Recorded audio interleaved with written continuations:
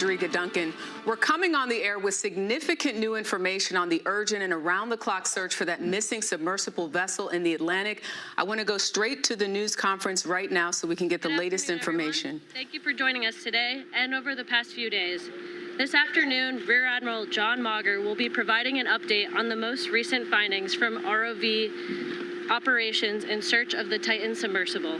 He will provide a brief statement and provide the opportunity for questions after. Please limit your questions to one per outlet. Following the briefing, the Joint Information Center staff and I will be here to help you with any of your further needs. May I now please introduce Rear Admiral John Mauger.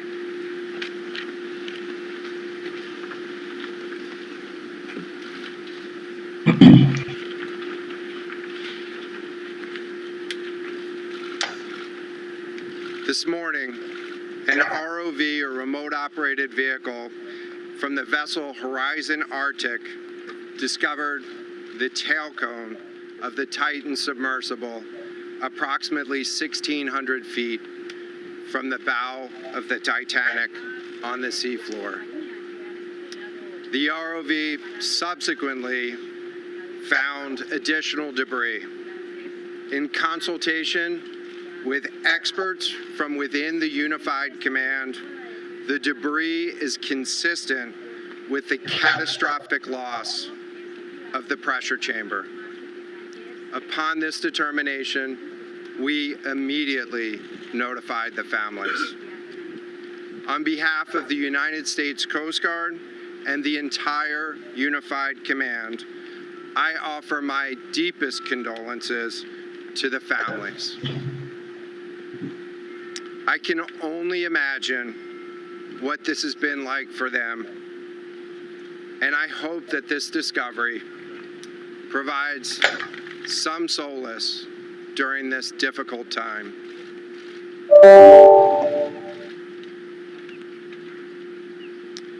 Additionally, we've been in close contact with the British and French Consuls General to ensure that they are fully apprised and that their concerns are being addressed. The outpouring of support in this highly complex search operation has been robust and immensely appreciated. We are grateful for the rapid mobilization of experts on the undersea search and rescue, and we thank all of the agencies and personnel for their role in the response. We're also incredibly grateful for the full spectrum of international assistance that's been provided. The ROVs will remain on scene and continue to gather information. Again, our most heartfelt condolences go out to the loved ones of the crew. We'll now take questions. Rear Admiral, can you talk about the delay in reporting the vessel missing and what impact that had on the search? This was a incredibly complex case, and we're still working to develop the details for the timeline involved with this casualty and the response. And so we'll provide that information. The recovery of the body. James McLeish from Sky News. John, what other debris have you found? And have you found any trace of those who were? So this is an incredibly complex operating environment on the seafloor, over 2 miles beneath the surface. And so the remote operating vehicle has been searching, and it is highly capable. And we've been able to classify parts of the pressure chamber for the Titan submersible. Let me refer to one of my undersea experts here, Mr. Paul Hankin, to talk about the nature of some of the debris.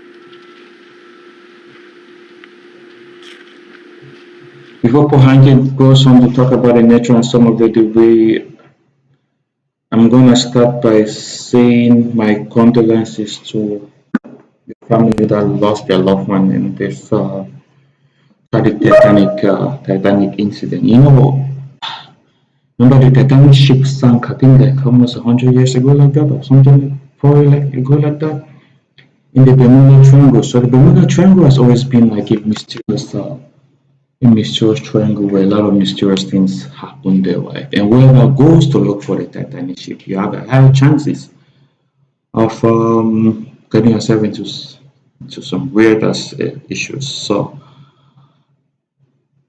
there are some things that we can only survey them through cameras from distance, right? To put a camera in the water and let the camera go down into the water and survey it. But you to go there and survey it like that, it is pretty dangerous. I was just reading something online, and it says the CEO of Ocean Gate, his wife is a descendant of the um, uh, his wife is a descendant of the Titanic.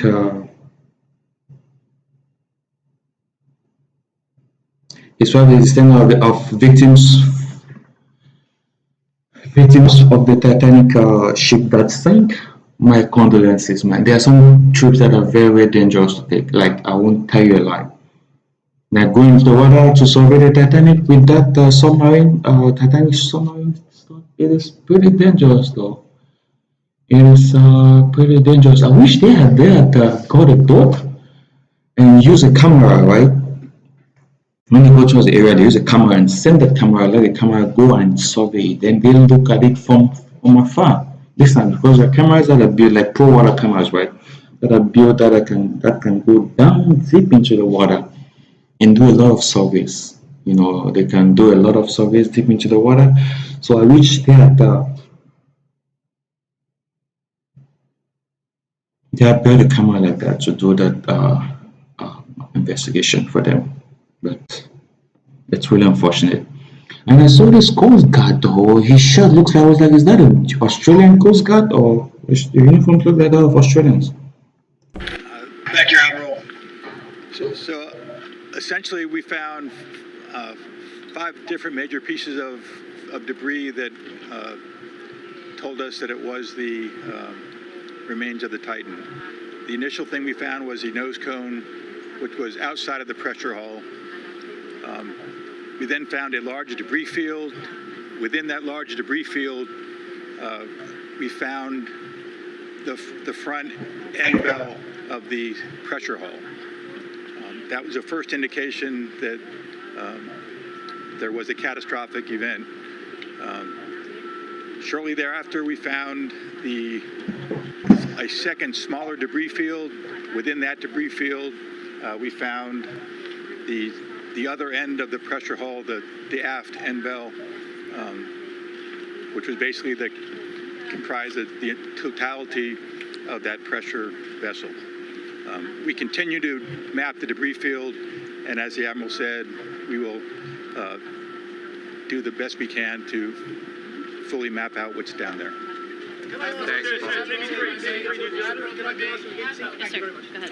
It's a very difficult question to ask, but it will be an important one for the families, of course. What are the prospects of recovering the bodies of the missing? So the questions was related. I'm restating the question from the standpoint of sometimes it's hard to hear the question here. What are the prospects for recovering crew members? And so this is a incredibly unforgiving environment down there on the seafloor, and the debris is consistent with a catastrophic implosion of the vessel. And so we'll continue to work and continue to search the area down there, but I don't have an answer for prospects at this time. Admiral, it's Tom Costello with NBC News. Is there any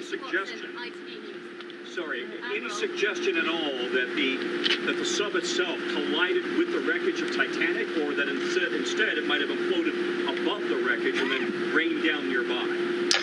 So the question was, is there any question as to whether or not the sub collided with the Titanic or whether it imploded above and debris field created from that?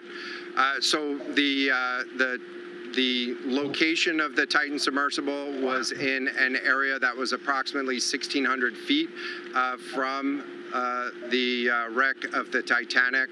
I have an expert here that is familiar with that area and can talk about the debris field and what the debris field indicates in terms of where the casualty may have occurred.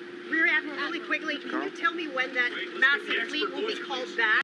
You know, the Titanic is very mysterious. Just imagine they were 1,600 feet from the Titanic, though. It is very mysterious, man. And it is, I can say it's just, it is very, very mysterious. So that's it. What happened there? You go there, down there, you meet a lot of ghosts that are there, and it's just very mysterious. So that's it. My deepest condolences to the bereaved families. It is really sad.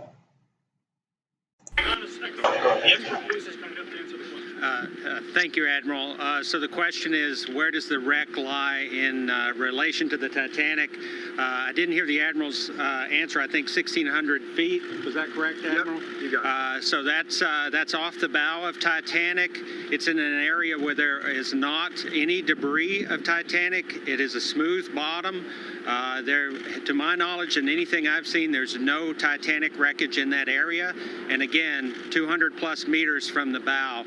And consistent with the location of last communication for an implosion in the water column. And the size of the debris field is consistent with that implosion in the water column. Thanks. What would cause the question in terms of the timing here? You say that this was a catastrophic implosion. And I know it's early on, but is it your estimation that this happened right at the moment when they lost contact, an hour and 45 minutes after the descent? So the question was about the timing of the catastrophic implosion. Right now, it is too early to tell with that. We know that as we've been prosecuting this search over the course of the last 72 hours and beyond, that we've had sonar buoys in the water nearly continuously and have not detected any catastrophic events when those sonar buoys have been in the water. So. Can you describe what happens from here, sir, in the next days and weeks in terms of finding any more debris? What happens from here? So we will, the question was, what happens from here? What's the next phase? And so right now, again, our thoughts are with the families. Yeah, the next phase is just start with the family, you know. Maybe they might find their bodies, maybe they might not. It is really sad. My deepest condolences to the bereaved families. It is very sad losing loved ones, especially the CEO, loved ones that passed away, and yeah, it is really sad. That was a very, very dangerous treatment. Camera would be nice to go look at it, but not human eyes, though. Camera would be super nice to go look at it, but not human eyes. It is very, very sad, to be honest.